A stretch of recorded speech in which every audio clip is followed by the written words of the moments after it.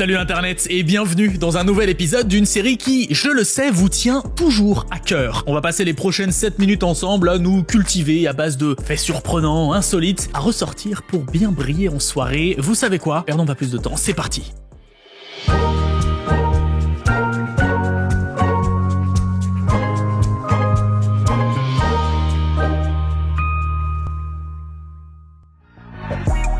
Le narval m'a toujours fasciné. Un mammifère marin dont le mâle possède une longue défense qui lui sort du crâne. C'est un animal qui vit dans les mers très froides et des scientifiques se sont rendus compte qu'en étudiant cette défense, on peut en apprendre sur le réchauffement climatique. Ça paraît complètement dingue, mais chaque année, la défense du narval grandit toujours un petit peu plus. En regardant notamment la concentration de mercure dans chaque segment, on peut en déduire les variations de température qu'il y a eu. Il est courant pour les humains d'être allergiques aux chats, mais, et je l'ignorais totalement, les chats peuvent aussi être allergiques au pollen, à l'herbe, aux mythes et parfois, même si c'est quand même très rare, aux humains. Enfin, en tout cas, à nos cheveux ou à nos cellules mortes. Dites-vous, un chat peut même être allergique à d'autres animaux.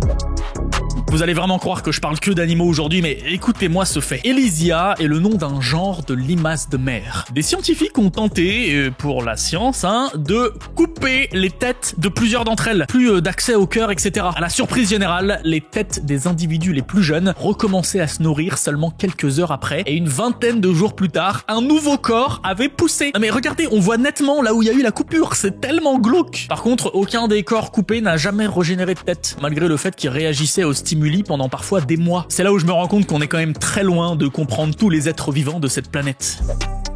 Certains types de métaux, comme le cuivre, l'argent ou le laiton, sembleraient être assez efficaces dans la désinfection. Je m'explique. Des chercheurs de l'Université nationale de Katmandou, au Népal, ont découvert que des bactéries en contact avec ces métaux finissaient par mourir. Une histoire d'ions qui désingrait les protéines de ces bactéries. Dans la théorie, donc, boire dans un verre en métal ou utiliser une poignée de porte en cuivre ou en laiton réduirait les chances de choper des bactéries malsaines. En 2018, Maria Paraskeva s'est mariée à Chypre et avait en tête d'écraser un record du monde, celui du voile de mariée le plus long de l'histoire. Elle fit donc fabriquer un voile de quasiment 7000 mètres de long, 7 km de tissu. Comme dirait Pardon Summers là en commentaire de l'article du Guinness World Records. Why? Connaissez-vous la fabella? C'est un tout petit os de quelques millimètres seulement qui se situe à l'arrière du genou dans un tendon et qui sert à... on sait pas trop à quoi ça sert. Un professeur a étudié la présence de fabella chez des milliers d'individus à plusieurs moments de l'histoire. Vers 1875, 17,9% de la population en possédait au moins une. Parce que oui, on peut aussi en avoir qu'une seule dans un seul genou. Étrangement, en 1918, plus que 11,2% de la population possédait une fabella. Et alors, en 2018, et c'est là que c'est fou, ce nombre est passé à 39%. Une des théories serait que, vu qu'il y a plus de fabella apparemment chez les hommes, en 1918, beaucoup d'hommes sont morts pendant la guerre, donc le taux aurait baissé, on sait pas trop. L'instrument de musique le plus populaire en Corée du Nord que tous les enfants rêvent de jouer est l'accordéon. Allez-y, tapez accordéon Corée du Nord sur Google Images, vous allez halluciner. C'est vraiment l'instrument du peuple par excellence. Il y a plein de vidéos sur YouTube, dont des gros hits, genre une reprise de Take On Me. Non, franchement, c'est complètement fou, je trouve. En Chine, dans plusieurs commissariats de campagne, les policiers ont pour collègues des oies. À les entendre, les oies sont parfaites pour donner l'alerte. Par exemple, dans un petit village, la police avait confisqué la moto d'un paysan qui, le soir même, a tenté de venir la chercher, sa moto là en douce au commissariat. Son plan se serait déroulé à la perfection sans l'intervention et les cris stridents des oies policières qui ont donc aidé à son arrestation.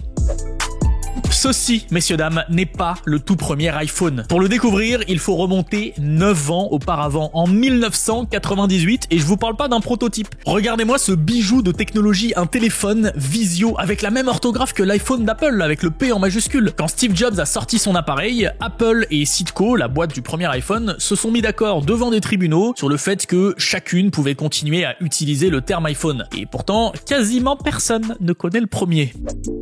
Dans l'histoire de la cartographie, il n'est pas rare de rencontrer des lieux fantômes, comme par exemple l'île de Sable au nord-ouest de la Nouvelle-Calédonie. Elle a apparu sur des cartes pendant des centaines d'années, à tel point qu'elle était indiquée sur Google Maps, jusqu'à ce que des mecs y aillent et se rendent compte, juste elle n'existe pas cette île. On pense que le bateau qu'il a aperçu au XVIIIe siècle voyait en fait des radeaux de pierre ponce flottants qui venaient certainement d'une éruption sous-marine. Je trouve ça fascinant. La cité de Londres est un comté plus ou moins indépendant au cœur de la ville de Londres. C'est assez technique et ça vaudrait peut-être le coup d'en faire une vidéo, mais pas aujourd'hui. Ce qui m'intéresse, c'est de vous parler de 2 terrains que la cité de Londres loue à la couronne britannique depuis le XIIIe siècle. Chaque année, le paiement du loyer a lieu pendant une cérémonie qui change pas. 6 fers à cheval, un couteau, une hache et 61 clous. C'est précis et c'est donc bien respecté depuis quasiment 800 ans pour 2 terrains dont personne ne se souvient de la localisation exacte. C'est quand même assez ballot. Moi, ce que j'aimerais savoir, c'est est-ce qu'il existe une salle quelque part où sont conservés depuis toutes ces années ces milliers de clous et de fers à cheval? Et si oui, je veux bien la visiter, s'il vous plaît.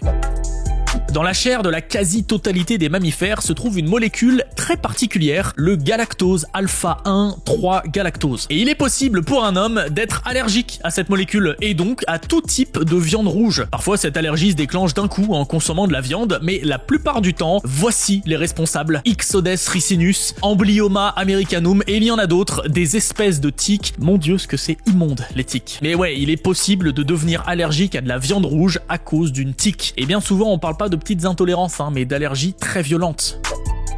Ce screen de Google Street View n'est pas un montage photo où le ciel serait devenu marron. Ce ciel, c'est un caillou, un énorme rocher sous lequel certaines maisons de la ville espagnole de Setenil de las Bodegas ont été construites. C'est insolite au possible, très vieux et surtout bien pratique. Il n'y a pas besoin de construire un toit à sa maison.